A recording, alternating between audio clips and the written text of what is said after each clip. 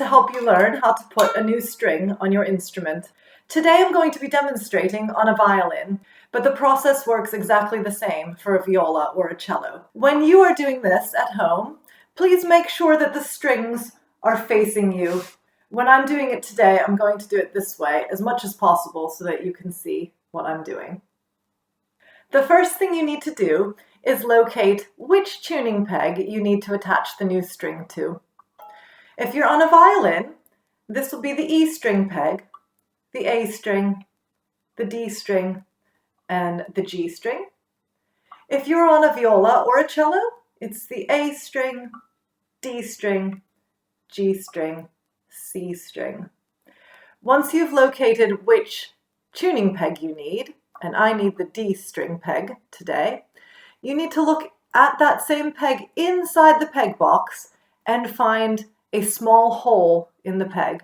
If you're struggling to find it, just turn the peg a little bit either way around and you should be able to see the hole.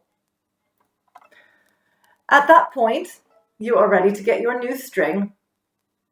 And you'll notice that one end has a straight end and the other end has a ball attached to it. You need to start with the straight end and you're going to insert it into the hole in the peg. When you do this, please make sure that the strings are in the correct order within the peg box so they're not crossing over each other. They should be in the same order that they are across the fingerboard.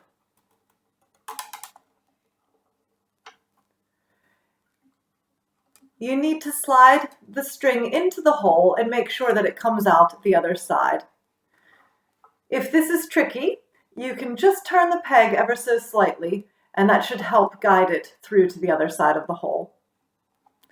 Once you can see that the string is through the other side of the hole, you can start to turn it. So you're turning the peg away from you as you're looking at it, and you're just going to wind the string around the peg several times. A good tip is to just pull the string with the other hand just to keep some tension on it. You don't want it to go too slack. And keep winding it around the peg. You then need to check the length of the string because when it gets to about here, you need to then insert it just above the fine tuner. Mine's a little bit too short for that, so I'm just going to give it a bit more length and insert it into this hole above the fine tuner and then pull it up to lock it in place. Keep the tension on the string as you tighten it up. And you also want to make sure that the string lands in the groove up here at the top of the fingerboard, and also there will be a groove on the bridge for the string to lie in. Okay. Once you've got it at full tension, it doesn't need to be in tune, it's ready to be tuned really slowly. So again, with the strings facing you, you want to just turn that tuning peg about 1 millimeter at a time to bring it up to pitch. If you go too fast at this point, you're in danger of breaking a string. Another tip is to make sure that you're pushing the peg in towards the peg box as you go. That will help the peg to stick in place.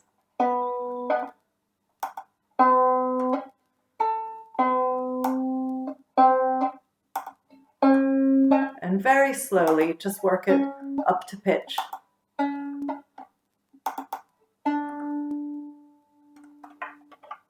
If you haven't already seen the video on how to tune a violin or a viola or a cello, please have a look at that, and that will help you to learn how to bring it to the correct pitch. I hope this video has helped you. See you next time. Bye!